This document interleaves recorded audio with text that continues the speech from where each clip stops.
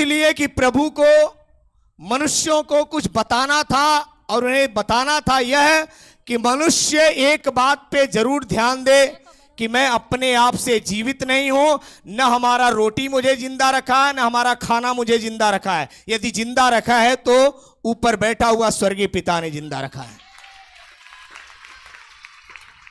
Hallelujah. और उन 40 वर्षों में 10 से 12 लाख लोग जो है, 10-12 लाख लोग थे, थोड़े मोड़े नहीं।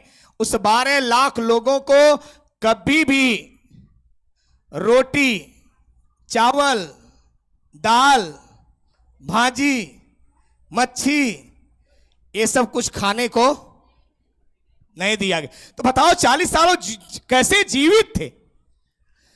और 1, 2, 10, 100, 1000 नहीं, 10-12 लाख व्यक्ति इतने साल तक ये कोई भी भोजन नहीं किए थे।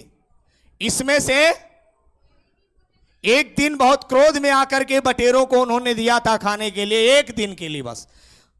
क्योंकि लोग जब चिल्लाने लगे कि हम डेली मन्ना खा खा के हमारा जीव उब गया है, अब मुझे खाया नहीं जाता है। स्वर्ग से एक भोजन जो सांवा के आकार का सुबह गिरता था, उसी को लोग बटोर लेते थे, और वही बटोर करके उसको खून के कूट के उसी का दाल बनाओ चाहे लिट्टी बनाओ, कुछ भी बना के लोग खाते थे। एक भोजन 40 बरस तक बिना काम किए, बिना मेहनत का, कुछ भी नहीं करना है, स्वर्ग से भोजन दिया गया। कहां से दिया गया? और आज मनुष्य परेशान है, कुछ करेंगे नहीं खाएंगे कहां से? कुछ करेंगे नहीं तो खाएंगे कहां से? और बाद में कहेगा यदि मैं नहीं करूंगा तो ईश्वर हमें भोजन नहीं दे सकता। इन सारी बातों के लिए प्रभु ने कहा कि एक दिन की यात्रा को 40 बरस तक बिता दिया। 40 साल में कई आश्चर्य कर्म थे। ध्यान देना, 40 वर्ष में एक ही जोड़ा कपड़ा था जो उन लोगों ने पहन करके निकला।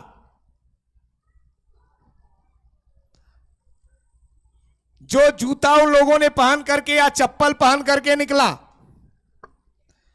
40 साल में वो जूतियां भी नहीं फटी, न कपड़े पुराने हुए, न कपड़े फटे। 40 बरस, ध्यान देना, 40 साल तक न जूती पुरानी हुई न फटी। रात दिन चलते रहे पर जूते पे कोई असर नहीं, चप्पल पे कोई असर नहीं, न उसके कलर पे कोई असर, न कपड़े पे कोई असर। यह आश्चर्य था, ऐसा कभी हो नहीं सकता है। उसको परमेश्वर ने किया, उनके लिए किया। मैं ये बातें क्यों बता रहा हूं?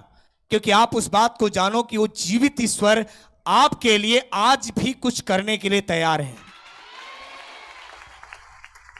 वह आपको यूं छोड़ना नहीं चाहता है कि आपको छोड़ दे और आप इसी हालात में मरते रहें जिस हालात में आप पड़े।